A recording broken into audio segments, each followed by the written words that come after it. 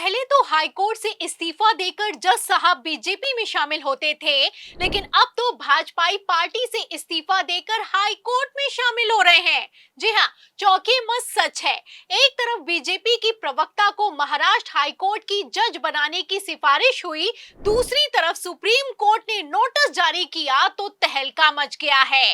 अब ऐसे हालातों में क्या सीजीआई गवई बीजेपी प्रवक्ता की नियुक्ति को कैंसिल कर देंगे? सवालों के जवाब आपको बताएंगे। आखिर क्यों सीजीआई गवई कॉलेजियम सिस्टम पर भड़के और बीजेपी की धज्जियां उड़ाई, सीजीआई गवई का बयान भी सुनाएंगे। लेकिन पहले बीजेपी के खेल ने कैसे पूरे सिस्टम को बर्बाद करके रख दिया है, खबर देखिए। खबर आप देखिए पत्रिका की। देखिए इसमें लिखा हुआ है कि बीजेपी प्रवक्ता रही आरती साठे बनी हाईकोर्ट में जज, विपक्ष ने कहा अब हमें न्याय कैसे मिलेगा। मतलब पहले जो खेल बंद कमरे में होता था, अब वो खुलकर सबके सामने आ गया है। पहले तो खबरें निकलकर सामने आई कि भाजपा के पक्ष में फैसला सुनाने वाले जज इस्तीफा देकर भारतीय जनता पार्टी में शामिल हो गए हैं। मध्य प्रदेश हाईकोर्ट के जज ने तो रिटायरमेंट के बाद भारतीय जनता पार्टी की सदस्यता ग्रहण कर ली है, लेकिन अब तो उल्टी गंगा बहती हुई नजर आ रही है। एक तरफ देश के chief justice of India B R Gavai कहते हैं कि अगर कोई जज इस्तीफा देकर या फिर कि रिटायर होने के बाद चुनाव लड़ता है या फिर कि किसी पार्टी में शामिल होता है तो जनता का कोर्ट पर से विश्वास कम होता है। वहीं दूसरी तरफ महाराष्ट्र में तो विश्वासघात किया जा रहा है। जो आरती साठे भारतीय जनता पार्टी की प्रवक्ता हैं, अब वो महाराष्ट्र हाईकोर्ट की जज साहिबा बनने वाली हैं। आपको बता दें कि हाईकोर्ट के जजेस का चुनाव कोई एग्जाम या फिर कि इंटरव्यू के बेस पर नहीं होता है, सिफारिश पर होता है। मतलब साफ है कि जब आरती साठे के नाम की सिफारिश की गई होगी तभी सुप्रीम कोर्ट कॉलेजियम की तरफ से नोटिफिकेशन जारी किया गया है। मतलब सुप्रीम कोर्ट को भी पता है कि आरती साठे आखिर है कौन, लेकिन फिर भी कोई एक्शन लेने वाला नहीं है। उल्टा आरती साठे को महाराष्ट्र हाईकोर्ट का जज बनाने की तैयारी पूरी कर ली गई है। अब ये बेशर्मी नहीं तो क्या है? आखिर जुडिशरी में चल क्या रहा है?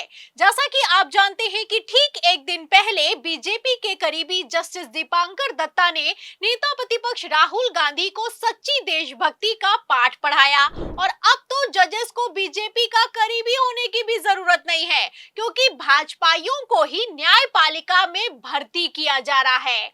आपको बता दें कि बीजेपी की प्रवक्ता की हाईकोर्ट में जस्टिस के तौर पर नियुक्ति की सिफारिश होते ही सीजीआई गवई से शिकायत की गई है। सीजीआई गवई को पत्र भी लिखा गया है। रिपोर्ट के मुताबिक विपक्ष ने तत्काल एक्शन की डिमांड कर डाली है। लेकिन क्या सीजीआई गवई इस मसले पर कोई एक्शन लेंगे?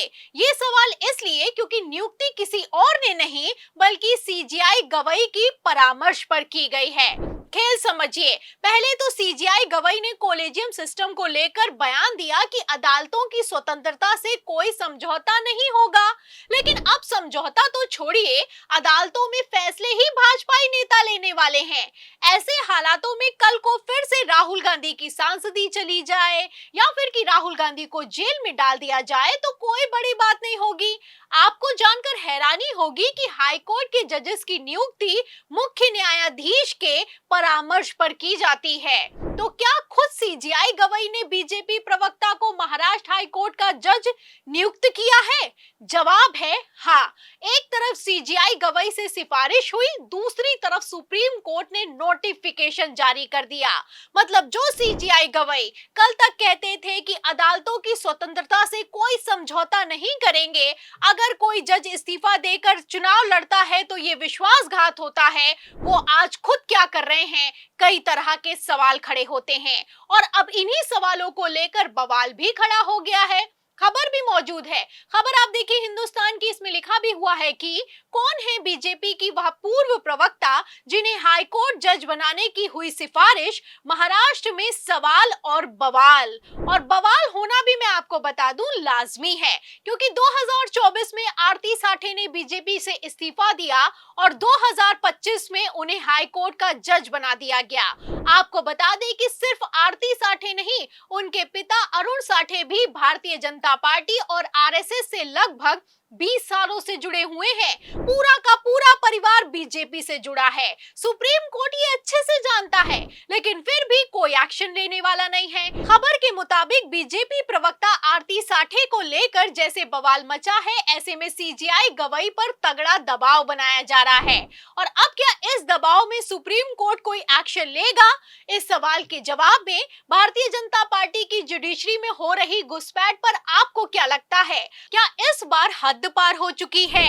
वैसे हद तो तभी पार हो गई थी जब प्रधानमंत्री नरेंद्र मोदी तत्कालीन chief justice of India Chandrachud के घर पूजा अर्चना करने पहुंच गए थे। फिर उसके बाद बवाल हुआ, और जब बवाल हुआ तो आचार संहिता का हवाला दिया गया।